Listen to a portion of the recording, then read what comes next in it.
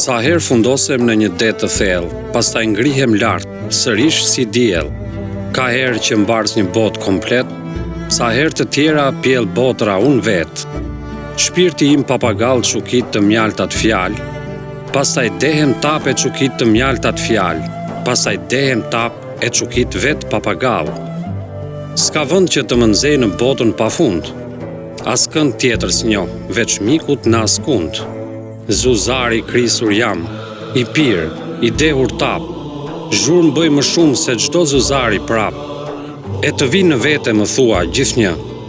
Si jo, do vi, po ku është vetja, se di më.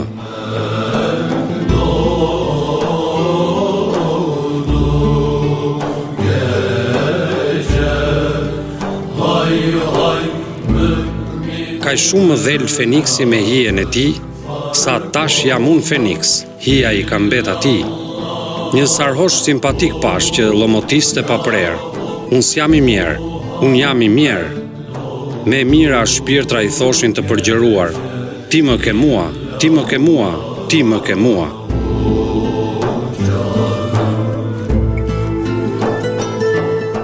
Se ti e drita që i thosh Mozes pa pushuar, unë jam Zoti, Zoti madhëruar. Dhe unë i thash Shemsi ta brizit, po ti kush je? A i më thosh, unë jam ti, nuk më nje? Janë këto disa nga vargjet e Rumihut, themeluesi i tarikatit me vlevi. E njëri nga këto tarikate të përhapura kudo në trojet shqiptare është tarikati Halveti, i cili e ka marrë emrin prej shërbimit halvet, izolim për t'u ofruar tek i madhi Zot.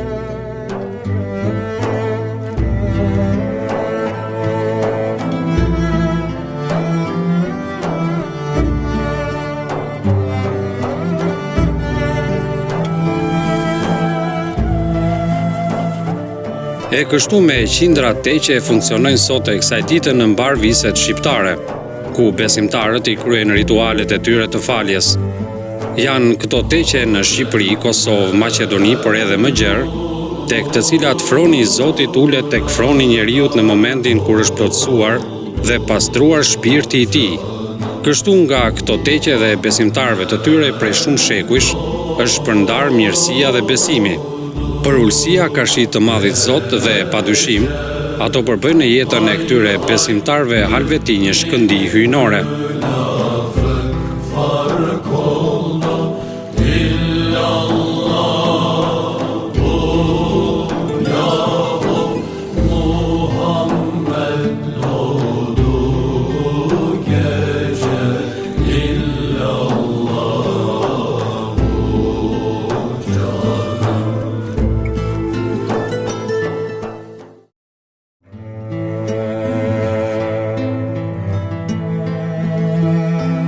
Por cila është rruga dhe veçantia e tarikatit Halveti dhe kur u shpall publikisht ky tarikat?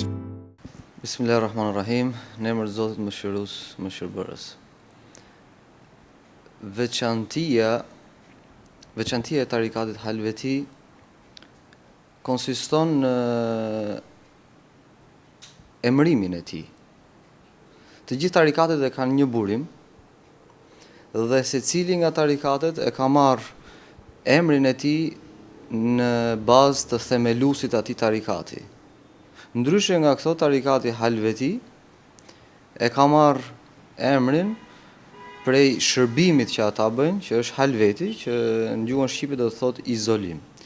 Izolim i gjithçkaje që lidhet me kënaqësitë e kësaj bote, izolim prej çdo gjëje e cila lidhet me interesin, me lakmin, me çmirën, me egoizmin, me izolin e të parit gjithçka në këtë botë, e shikimit, e dëgjimit. Kjo është ajo pjesa e cila lidhet në jetën e të gjithë profetëve, gjithë pejgamberanëve, ku të gjithë pejgamberanët kanë midis riteve tyre fetare, për t'u afruar tek i Madhi Zot, ka qenë e nevojshme të bënin izolimin. Dhe gjithashtu edhe pejgamberi jon, Muhammed Mustafa, e ka bërë izolimin, këtë rit fetar, pra e ka bërë në shpellën e malit Hira. e cila njihet në botën islame si vendi ku ati janë shpallur dhe ajetet e para të Kuranit famlart. Sa vjet më parë u shpall zyrtarisht u bë publike pikërisht tarikati Halveti?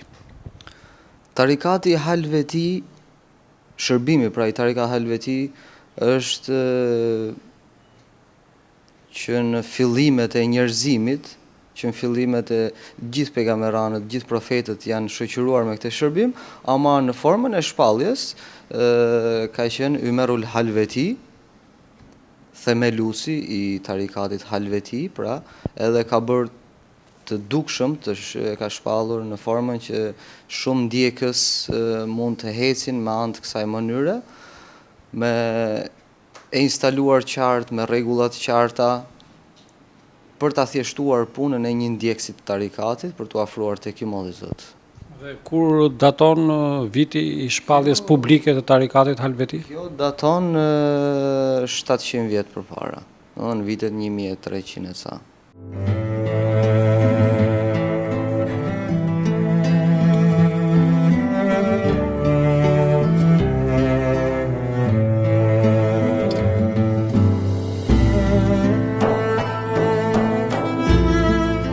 Kjo teqe e ndodhur në qendër të kryeqytetit shqiptar Tiranës është njëkohësisht edhe qendra e komunitetit halvetian për Shqipërinë, ku kreu shpirtëror është Sheh Ali Pazari.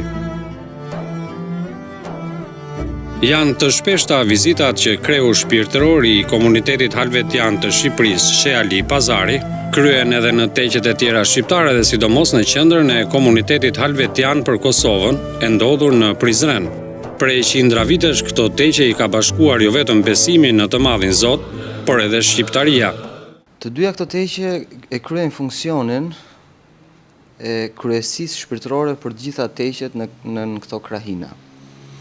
Teqja e Prizrenit e kryen funksionin si kryesi shpirtërore, pra në gjuhën fetare ajo quhet hasitane, për gjithë teqet e Kosovës, të tarikatit Halveti dhe të veriut Shqipërisë.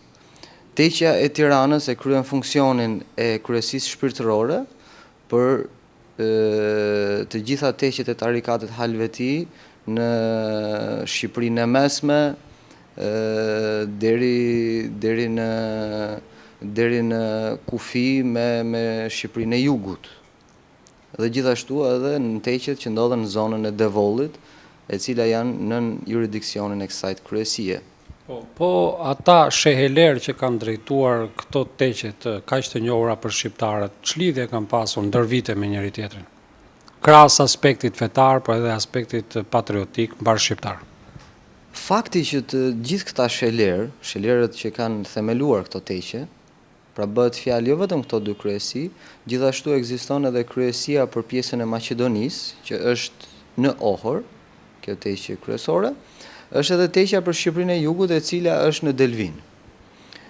Të gjitha këto kryesi kanë dalë për një burimi prej teqes madhe, ku është në Serez, e cila është në Serez të Greqisë, në pjesën veriore të Greqisë, dhe duke qenë sikurse vëllezrit në të njëjtën detyrë, në të njëjtat shërbime, padyshim që edhe bashkëpunimi i tyre ka qenë i vazhdueshëm, sikurse ka qenë i atyre shehlerëve të parë, të cilët kanë dalë prej një burimi, të cilët kanë dalë prej një teqe, prej një dere.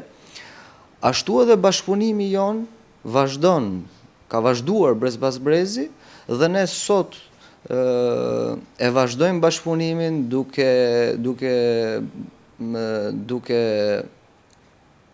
investuar në shërbim të popullit, duke ndar problemet me njëri tjetrin, duke ndar kënaqësitë me njëri tjetrin, gjithmonë në shërbim të njerëzve për t'i ardhur në ndihmë vlerave dhe cilësive të larta njerëzore.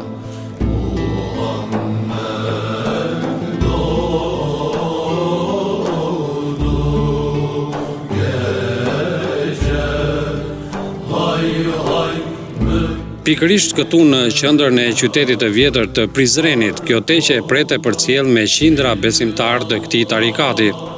Kreu shpirtëror është Sheh Abidin Shehu, I cili predikon tek besimtarët që frekuentojnë këtë teqe, dashurinë dhe solidaritetin me njëri tjetrin.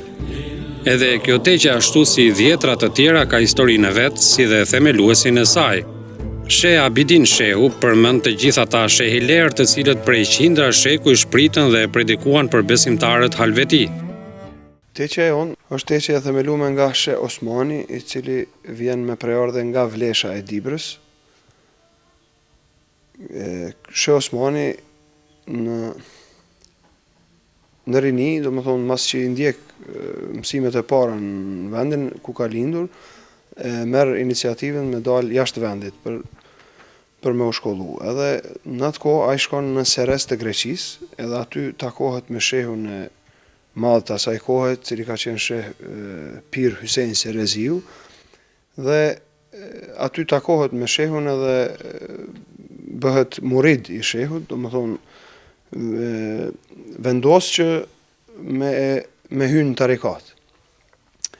Dhe kështu që pas edukimit të tij shpirtëror, atëherë domethënë aty takohet edhe njoftohet edhe me shehun që ka themelu teqen e Tiranës, njëjtën kohë themelusin e teqes Ohrit edhe me themelusin e teqes së Delvinës, dhe aty merr urdhrin nga shehu që të vjen në lagjen e Saraçeve të Prizrenit dhe ta themeloj teqen në medresen e Kuklibeut. Domethënë urdhri është kështu prej shehut. Domethënë tash nuk kemi informata na se Sheh Osmania ka qenë para se me shku në Sereza, ka pas një ori për Prizrenin, nuk e dim, mirë po që nga viti 1713 ai vendos, domethënë për me ardhur me jetu këtu me urdhrin e shehut të tij. Udhëheqësi para meje ka qenë baba im, Sheh Nexhati. Ai ka shërby prej viteve 1555 deri në 2001. Me 2 nëntor të vitit 2001 ai ka ndru jetë, edhe me 3 nëntor e kemi voros në Tyrbe. Sa teqe ka në Kosovë të komunitetit halvetian, sa është numri I besimtarëve, a vjen në rritje ky numër e tjera e tjera? Numri I teqeve që janë të lidhura me teqen tonë, janë dikun rreth 12 teqe. Këto teqe janë të shpërndarme nëpër gjithë territorin e Kosovës.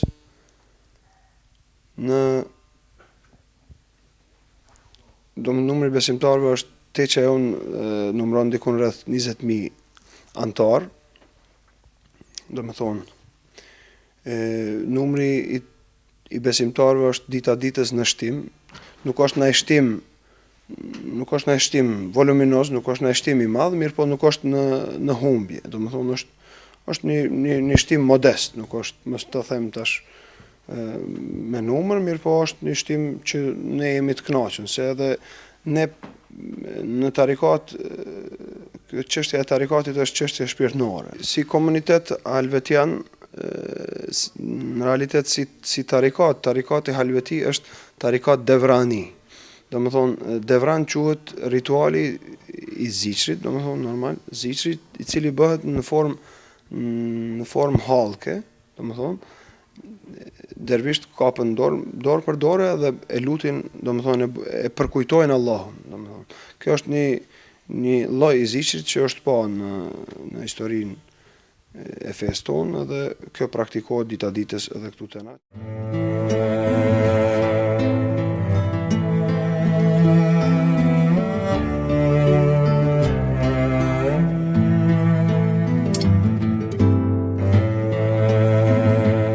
Një ndër antarët e teqes së Saraçhanëve janë edhe dervishët, të cilët shërbejnë në këtë teqe të vjetër në Prizren.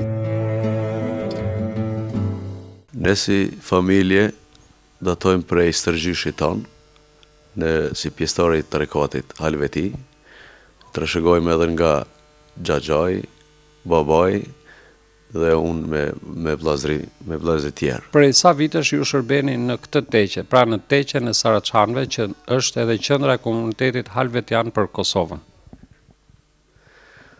Që nga 15 vite kur I kam pas, jam kyç, domethënë kam qenë antari I tarikatit halveti, kam bë biatin të Sheh Nexhati Rahmetliu, dhe kam shërbye 9 vite si kujdestar në këtë teqe, që kemi pas nga 1 javë shërbim. 9 vite, pas 9 viteve, jam kyç në radhët e UÇK-s dhe kam ndërprej shërbimin në teqe, dhe kam qenë edhe pjesëtar i TMK-s, dhe mas luftës me ndrimin jetë të Shënegjatit është emnu Shabidin Sheu dhe jam emnu si dervish i kësaj teqe, si Hizmet Nishin dhe titullin Zakir Bash, përgjegjësi grupit të ilahive gjatë ritualeve të Zishrit. Unë shërbej në këtë teqe, që nga viti 94 jam pjesëtar i kësaj teqes, e kurse shërbimin që e boj, që e kom bë shërbimin, që nga viti 98. Nuk e ke ndërprer asnjëherë mbas vitit 1994 aktivitetin këtu si pjesëtar? Jo, nuk e kom ndërprej asnjëherë, kurse nga 94 deri 98 kam qenë kështu një murid i thjesht, kom shërby, po nuk e kom pas me detyrë kështu me obligim, që i caktun, nuk kam qenë i caktun. Nga 98 mas kam qenë kështu i caktun që si shërbyes, shërbesha teqes, e kështu me radhë. Pikërisht, mos kanë qenë vitet 94-98, vitet kur ju mësuat ritualin e faljes të gjithçka për këtë tarikat? Po, ashtu ka qenë ajo pjesa që une jam mësu për ritualet të tarikatit, kurse gjitha gjëra që i përkasin tarikatit. Aktualisht ju jeni dervish. Kur e morët titullin dervish dhe kush ju shpalli dervish? Titullin e kom marrë në vitin 2006 nga Sheha Abidini, nga posnishini i teqes, në 2006, e kështu.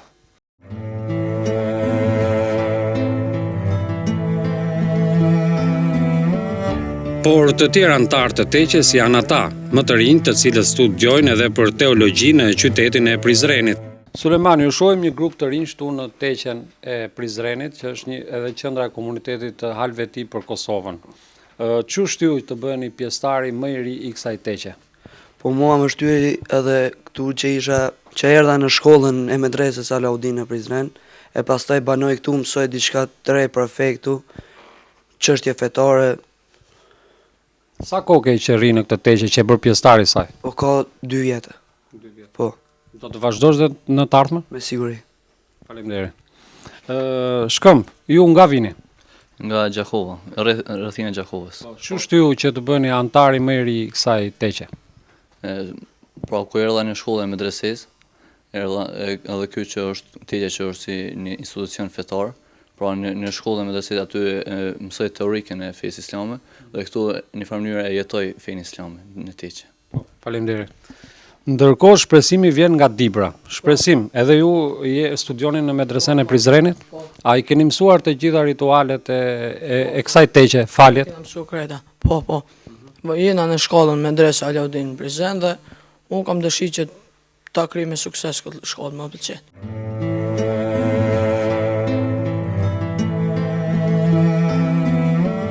Ky është momenti më kulmor i ritualit të faljes në teqet e tarikatit Halveti, quhet Devran.